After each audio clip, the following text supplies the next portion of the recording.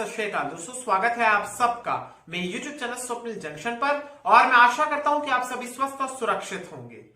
दोस्तों, social media हो या फिर इलेक्ट्रॉनिक मीडिया, प्रिंट मीडिया हो या फिर कोई और प्लेटफॉर्म जो आपको सूचना पहुंचाता है, वो इस समय लगातार आपको दो सूचनाएं, दो इंफॉर्मेशन और दो घटनाओं के बारे में आपको प्रमुखता से बता रहा है बीते कुछ दिनों से, या बीते 24 घंटों की अगर मैं बात करूं मुख्य रूप से। ये दो घटनाएं हैं। पहली घटना है अमेरिका में राष्ट्रपति चुनाव को लेकर कि आखिर वहां पर डोनाल्ड ट्रंप जीत रहे हैं या फिर जो बाइडेन जीत रहे हैं, कौन आगे आ रहा है रुझानों में, कौन इस प्रकार के वार कर रहा है, कौन कह रहा है कि चुनाव में धांधली हो रही है। इस प्रकार की पूरी कवरेज चल रही है। तमाम न्यूज चैनल्स पर आपने देखा होगा कि विश्लेषक बैठे हुए हैं, वो विश्लेषण कर रहे हैं। इस बीच अगर किसी चैनल को थोड़ा सा समय जरूर मिला तो उस दरमियान उस चैनल ने दिखा दी बिहार चुनाव को लेकर, चाहे प्रधानमंत्री नरेंद्र मोदी से लेकर मुख्यमंत्री नीतीश कुमार तक, या फिर राजद से और महागठबंधन से जो मुख्यमंत्री का चेहरा है तेजस्वी यादव, या फिर कांग्रेस के सांसद राहुल गांधी से लेकर इन तमाम लोगों के भाषण उन्होंने चलाए। इन तमाम लोगों के भाषणों पर डिबेट्स भी हुए, अमेरिका के चुनाव को लेकर भी डिबेट्स हुए। इसी के साथ साथ वार पलटवार, आरोप प्रत्यारोप की राजनीति का दौर भी चलता रहा। ये बीते 24 घंटों की मैं आपको कहानी बता रहा हूं जो कि तमाम न्यूज चैनल्स पर मुख्य रूप से दिखाई गई। लेकिन इस पूरे 24 घंटे के दौरान एक ऐसी खबर थी जिसने काफी सुर्खियां बटोरी, लेकिन उसे उतना बड़ा स्लॉट नहीं मिल पाया, उसके बारे में ज्यादा लोग डिस्कस नहीं कर रहे हैं। लेकिन आज इस चैनल के माध्यम से, YouTube के इस प्लेटफॉर्म के माध्यम से मैं आपको बताने जा रहा हूं, इस वीडियो के माध्यम से, कि आखिर ये घटना है क्या जो कि आपके लिए जानना बेहद जरूरी है। इसी के साथ साथ मैं आपसे आपका व्यू पॉइंट भी पूछना चाहूंगा कमेंट्स के माध्यम से, जो कि मैं आपको इस वीडियो के अंत में जो आपसे सवाल पूछूंगा उसके रूप में आपको इस चैनल के इस वीडियो के कमेंट सेक्शन में आपको अपने जवाबों को बताना है, अपने उत्तर को बताना है। लेकिन सबसे पहले मैं आपको उस घटना के बारे में बताना चाहूंगा जिसने अमेरिकी चुनाव को भी एक प्रकार से, 2020 में कुछ भी हो सकता है, तो एक प्रकार से जिस घटना ने अमेरिकी चुनाव और बिहार चुनाव और आईपीएल के प्लेऑफ्स तक की खबरों के सामने एक प्रकार से कहीं ना कहीं उसे दबा दिया गया, उतनी प्रमुखता से उतनी कवरेज नहीं दी, लेकिन यह घटना बहुत बड़ी है। यह घटना पहले आप सुन लीजिए, यह घटना क्या है। दरअसल इस घटना में दोस्तों शामिल है रिपब्लिक भारत यानी रिपब्लिक टीवी नेटवर्क, जो कि चैनल है, उसके editor in chief Arnab Goswami से संबंधित।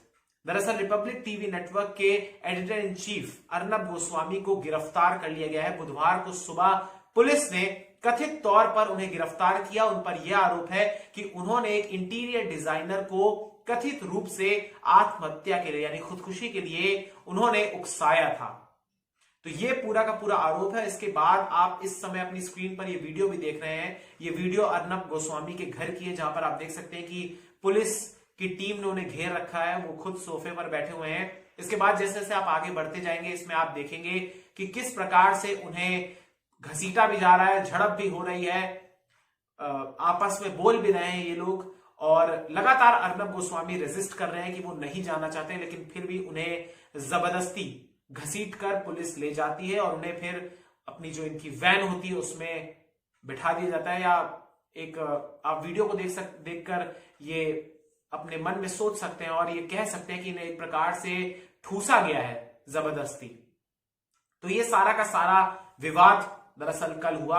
और अब मैं आपको ये भी बताना चाहूंगा कि पूरा का पूरा ये विवाद दरअसल है क्या। वर्ष 2018 की ये घटना है और उसी के संबंध में, यानी 2 वर्ष पुरानी ये घटना है, और इसी सिलसिले में इन्हें गिरफ्तार किया गया है अर्नब गोस्वामी को। और ये घटना आप सुन लीजिए जरा। दरअसल एक 53 वर्षीय इंटीरियर डिजाइनर थे जिनका नाम था अन्वय नाइक, और उनकी मां कुमुद नाइक। इन दोनों ने मई 2018 में अलीबाग में आत्महत्या कर ली थी, यानी खुदकुशी कर ली थी। इस घटना के बाद एक सुसाइड नोट मिला था जो कथित तौर पर अन्वय द्वारा लिखा गया था। इस सुसाइड नोट में उन्होंने कहा था कि अर्नब गोस्वामी और 2 अन्य लोगों ने उन्हें 5 करोड़ 40 लाख रुपए का भुगतान नहीं किया है, जिसके कारण उन्हें आर्थिक तंगी का सामना करना पड़ रहा है और वो अपने जीवन को खत्म कर रहे हैं, यानी सुसाइड कर रहे हैं। तो ये पूरा का पूरा मामला है। अर्नब गोस्वामी ने भी आरोप लगाए हैं। जब उन्हें ले जाया जा रहा था, जब उन्हें पुलिस वैन में ठूसा जा रहा था, उस समय उन्होंने जब कई सारे पत्रकारों का बाहर जमावड़ा था, उस समय उन्होंने उनसे कहा कि इन्हें फिजिकली असॉल्ट भी किया गया, इनके साथ मारपीट भी की गई है, उनके सास ससुर, उनके बेटे और पत्नी तक के साथ भी पुलिस ने दुर्व्यवहार किया है, मारपीट करी है। ये आरोप लगाए हैं अर्नब गोस्वामी ने। अब ये पूरा का पूरा घटनाक्रम है जो कि कल हुआ, और मैं आपको वो दो पहलू भी बताना चाहता हूं जो मैं सोचता हूं इस पूरे घटनाक्रम को लेकर, और मैं विश्वास है मुझे इस बात का कि आप भी यही सोचते होंगे। देखिए, पहला पहलू इस पूरे घटनाक्रम को लेकर यह है कि क्या वहां पर जो महाराष्ट्र की सरकार है, जिसे महाविकास अघाड़ी कहा जाता है, जिसमें शिवसेना है, जिसमें कांग्रेस पार्टी है और जिसमें एनसीपी है, क्या ये तीनों पार्टियां मिलकर एक पत्रकार को गिरफ्तार कर रही है सिर्फ इसलिए ताकि अभिव्यक्ति की स्वतंत्रता और देश का जो चौथा स्तंभ है, लोकतंत्र का जो चौथा स्तंभ है, पत्रकारिता, क्या उसे एक प्रकार से तोड़ा जा रहा है? क्या उसे एक प्रकार से खंडित किया जा रहा है? क्या उसे एक प्रकार से नुकसान पहुंचाने की नीयत से ऐसा कदम उठाया गया है? एक पहलू यह है। एक और पहलू यह है कि यहां पर आप देखिए कि ये सारा का सारा विवाद जो है दरअसल 2 वर्ष पुराना है, और उस समय जब जांच हो रही थी तो उस समय पुलिस ने कहा था कि उन्हें पर्याप्त सबूत नहीं मिले हैं, इस कारण कोई निष्कर्ष नहीं निकल पा रहा है इस केस का, ये जो आत्महत्या केस का रिलेटेड जो केस था। लेकिन अब अचानक से 2 सालों के बाद अब अर्नब गोस्वामी को जबरदस्ती सुबह सुबह गिरफ्तार कर लिया जाता है, तो फिर ऐसा क्यों है? अब यहां पर दूसरा पहलू यह है कि आप इसे एक प्रकार से देख सकते हैं कि उस पीड़ित परिवार को न्याय मिल रहा है। एक प्रकार से जो आरोपित व्यक्ति है, जिसके ऊपर यह आरोप लगाया, उस व्यक्ति ने जिसने आत्महत्या करी सुसाइड लेटर के माध्यम से कि इन्होंने मेरी एक राशि का 5 करोड़ 40 लाख समथिंग की जो राशि है उसका भुगतान नहीं किया है। तो 2 पहलू इस समय आपके सामने है। पहला पहलू यह है कि इस कदम से क्या महाराष्ट्र सरकार अपनी दमनकारी नीतियों के कारण एक पत्रकार की आवाज को दबाना चाह रही है, जो कि लगातार उनके खिलाफ बोलता रहा है, जो कि लगातार महाराष्ट्र सरकार के खिलाफ बोलता रहा है। आप सभी इस बात से भली भांति परिचित हैं, चाहे वो रिया चक्रवर्ती और सुशांत सिंह राजपूत वाला केस हो, चाहे वो कंगना रनौत को लेकर जो केस हुआ वो हो, चाहे वो पालघर की हिंसा, पालघर में जहां पर, माफ कीजिएगा, जब 2 साधुओं की लिंचिंग की गई थी, उसको लेकर तमाम अवसरों पर आपने देखा होगा कि अर्नब गोस्वामी ने लगातार महाराष्ट्र की सरकार को, महाराष्ट्र की पुलिस को, मुंबई पुलिस को लगातार घेरे में लिया है, लगातार उन पर आरोप लगाए। अभी जो टीआरपी का हाल ही में जो ये स्कैम पकड़ा गया था मुंबई पुलिस के द्वारा, उसमें भी, उसको लेकर भी काफी ज्यादा आक्रामक हुए थे रिपब्लिक टीवी के editor in chief Arnab Goswami लगातार। तो क्या ये जो कार्रवाई हुई है मुंबई पुलिस के द्वारा, ये क्या इन तमाम घटनाक्रमों से प्रेरित थी? क्या वो ये चाहते हैं कि अर्नब गोस्वामी का मुंह दबा दिया जाए, रिपब्लिक टीवी नेटवर्क को खत्म कर दिया जाए? क्या ये मंशा थी? या फिर इसका एक और पहलू जो मैंने आपको बताया वो ये है कि आप इसको इस प्रकार से देख सकते हैं कि अर्नब गोस्वामी ने जो किया, मान लीजिए अब ये प्रूफ नहीं हुआ है, लेकिन अर्नब गोस्वामी ने जो भी किया उससे जो पीड़ित परिवार को नुकसान हुआ है उससे अब शायद उन्हें न्याय मिलने की उम्मीद जगी है। तो 2 पहलू हैं इसके, और मैं आपको ये भी बताना चाहूंगा दोस्तों कि दरअसल कई सारे बड़े राजनेताओं ने, जिसमें रक्षा मंत्री भी शामिल है, जिसमें उत्तर प्रदेश के मुख्यमंत्री योगी आदित्यनाथ जी भी शामिल है, जिसमें भारत के गृह मंत्री अमित शाह जी भी शामिल हैं, इन तमाम लोगों ने इस घटना की निंदा करी है। इसके अलावा एडिटर्स गिल्ड ऑफ इंडिया ने भी और इसी के साथ साथ एनबीए ने भी लगातार इस घटना की, इस गिरफ्तारी की निंदा करी है, भर्त्सना करी है।